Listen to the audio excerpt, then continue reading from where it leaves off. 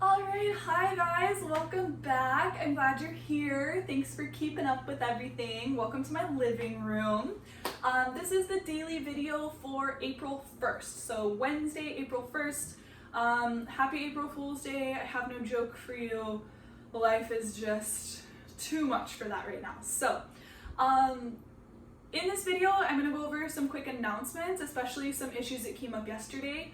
I have some quick review notes for you, and we're going to do 3 practice problems together. So this is going to be kind of a test run for this system. We're going to do some math, see how it goes. This is a little bit longer video. Please stay with me. Please try to watch the whole thing, even if you have to pause it, take a break, come back to it. Just try to get through the whole thing for me, please. Okay? First of all, I know there were some issues with YouTube for some of you yesterday. If you're on a school computer, it's not going to let you go to YouTube. My bad. I thought it was the school Wi-Fi that was kicking you out. Turns out it's the school computer itself that has the whole thing blocked. So you'll see 2 links. If one of them is not working, try the other one. It might just be the computer that you're on. If you try both links and neither one of them work, that's a separate issue, and I can help you with that. But one of them is a Google Drive link and one of them is a YouTube link. So if one of them is not working, just try the other one for me. My fault. I didn't know, now I do, and problem solved. Okay. I also found out yesterday that my original office hours, so the Google Hangout hours, were conflicting with the early college classes. I know I have a handful of you in early college classes. I don't want to conflict with any of that. So we have new office hours, okay? We have new Google Hangout hours, so please pay attention to that change. I'm going to send out an invite for it, but we're going to go Wednesday 12:15 to 1:15 and Friday 11 to noon instead. So originally this was like 1 to 2 and 9 to 10. That is not the case anymore because those are the same time as early college class. So we're going to go Wednesday 12:15 to 1:15. We'll do the first one today, and then Friday 11 to noon.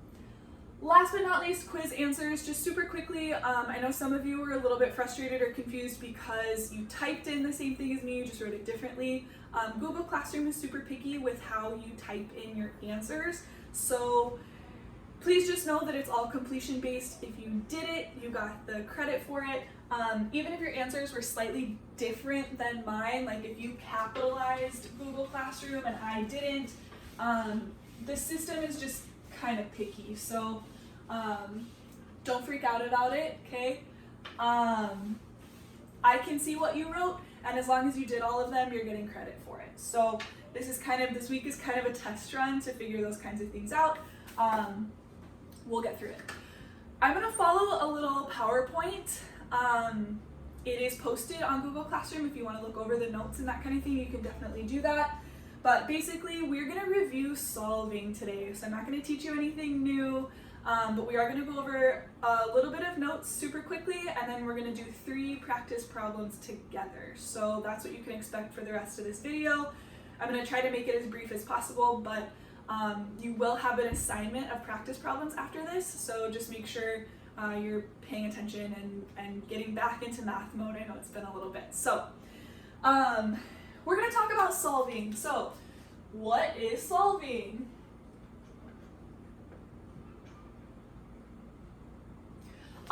Solving is, as you guys know, basically it's just get x by itself, right? That's how you know it. That's the phrase you're used to. Essentially, it's just asking you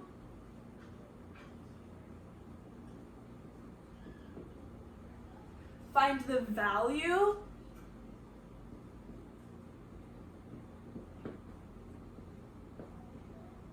of a variable. Find the value of a variable. So what I would be doing right now if I were you, sorry, interruption here, I would find something to write on, sheet of paper, perhaps your family has an excess of toilet paper, maybe you're taking notes on that, I don't know.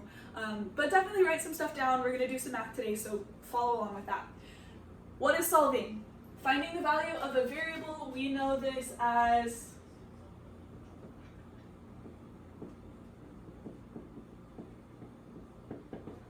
get x by itself, right? Get x by itself, or a or b or m or s or whatever the variable is, get it by itself, okay?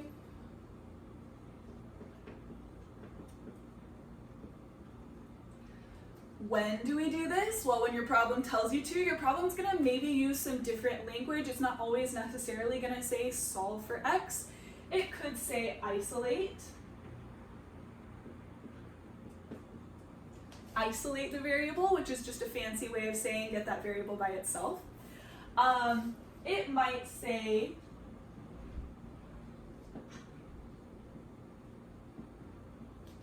find the value. Okay, find the value of n in the following equation. It might say solve, right? That's the obvious one.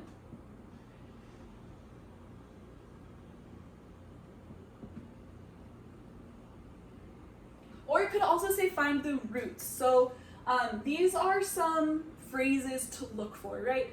Isolate the variable, find the value, solve for, find the roots. Those are all the same thing. Those are all things to look out for.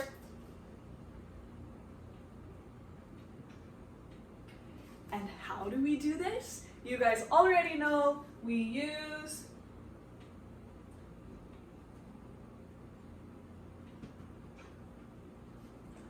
opposites. Okay, so this is where our opposite operations come into play. You guys know at least 3 sets of opposites.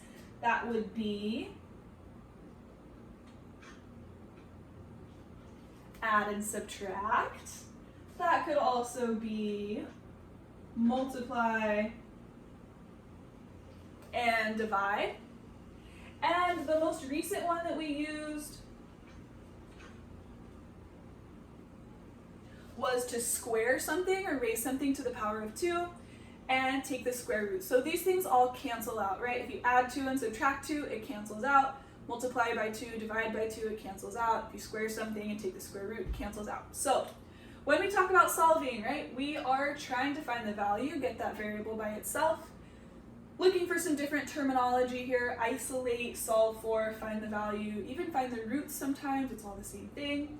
And we do that by using our opposite operations, okay? So we're gonna practice a few of these together, just 3, we're just doing 3. They're gonna be kind of like level 1, level 2, level 3, so we'll do a single variable, we'll do a variable with an exponent, and then we'll do like x in 2 different places, okay? This thing is so messy. Stole this from another teacher. Yay for me. Okay, practice problem number 1. This is going to be like your easiest one. So the instructions on this one are find the value of x in the following equation. So our equation is 5x minus 7 divided by 2 equals 4. Okay, so find the value of x, meaning solve for x, meaning get this x by itself. So I know I'm going to use my opposites. I see division, I see subtraction, and I also see multiplication here. So I'm going to go through and just use my opposites. Get rid of the fraction first. The opposite of dividing by 2 is multiplying by 2. If I multiply by 2 and divide by 2, remember those are opposites, they cancel out. And if I do something to one side, I have to do the same thing to the other side. So after I multiply both sides by 2, I'm left with 5x minus 7 equals 8. Okay. Now all I have to do is move this negative 7 and move this 5. So I'm going to go ahead and cancel this out first. The opposite of minus 7 is plus 7. So I get those to cancel out. Same thing on the other side. And I'm left with 5x equals 15. Remember, the goal is to get x by itself. I'm not quite there yet. Got to get rid of this 5. Remember, a number next to a variable is multiplication. Opposite of multiply is divide. And after I divide both sides by 5, my final answer gives me x equals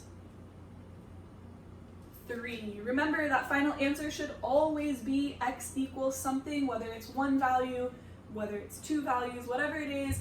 If you don't have x equals something, you're not done yet. Keep going, okay?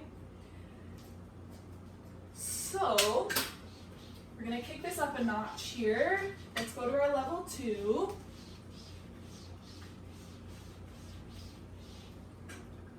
The instructions on this one, isolate the variable in the following equation. So isolate the variable. Again, just a fancy way of saying get that variable by itself. This equation is 2m squared minus 9 equals negative 1. Okay, 2m squared minus 9 equals negative 1. Again, just using our opposites.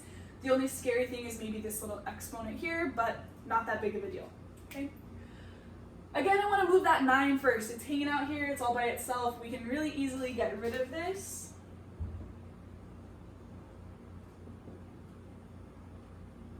By adding 9 to both sides, which leaves me with 2m squared equals 8. Here's where people run into issues.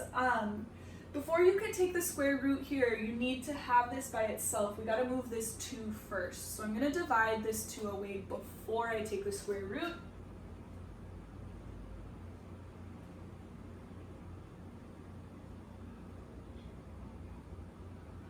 Leaves me with m squared equals 4. And now my last step is to get rid of this exponent, the little 2. Remember that opposite is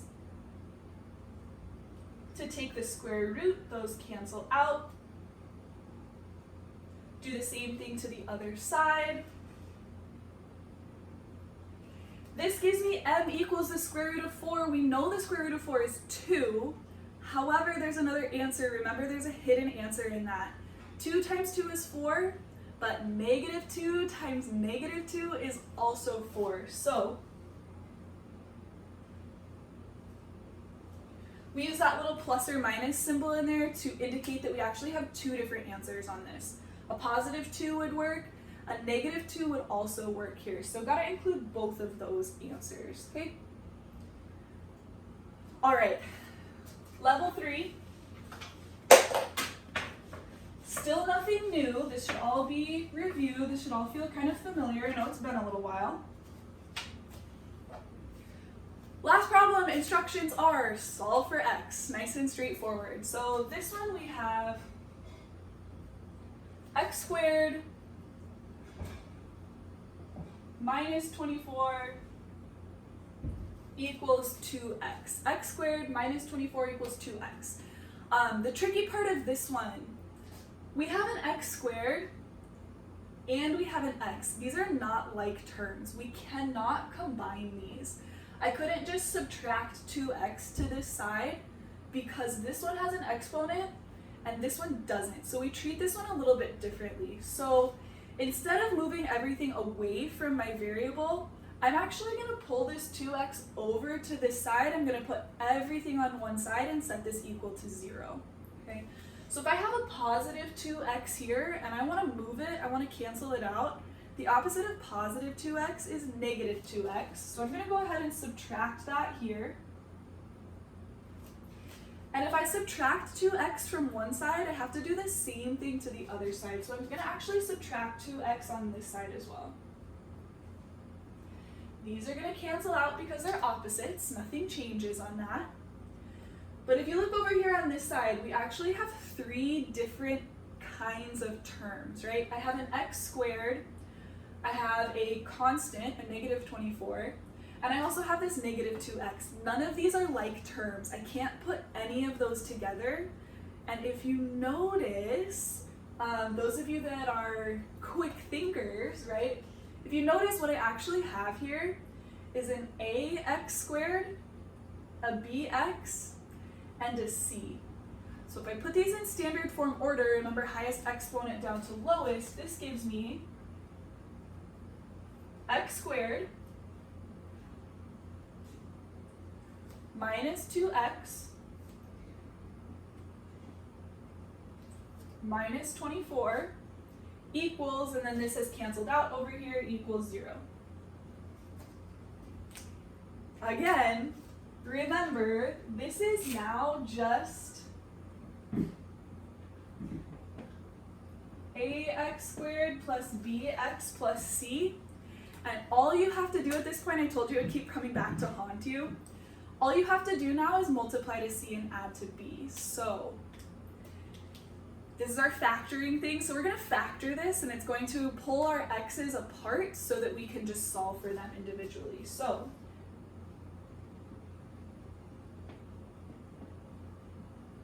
I want to multiply to my c value. In this problem, that equals negative 24. And then I want to add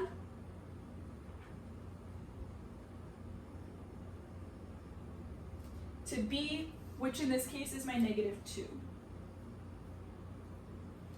This is where that riddle comes into play, right? I'm thinking of two numbers. What are the two numbers? How do we make this work? What two numbers multiply to negative 24 and add to negative 2? So pause me, think about it for a minute, try to figure it out on your own, right? The two numbers that work here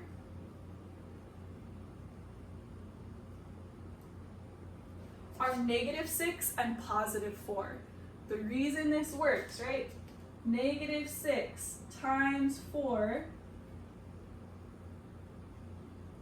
equals negative 24, and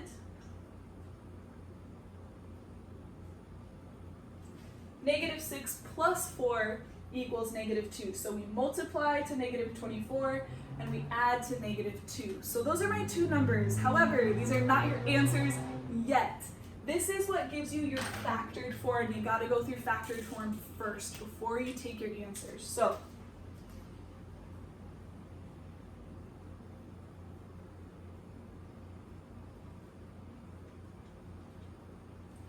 remember, you have to pass through this parentheses thing before you can take your answers. Negative 6 and 4 are not your answers yet. You have to go through factored form. Basically, we just took this and we pulled it apart, we rearranged it, and we turned it into this. If I were to FOIL right here, I would get this exact same thing. Okay, so this and this are the same, they're just written differently. Now, this is where these numbers leave their houses and they have to change. So this is where we switch those signs, right? This is a negative 6 in here, so our answer becomes x equals positive 6. Same thing with that positive 4, it's in its house, right? It's in the parentheses. When it leaves, it has to change.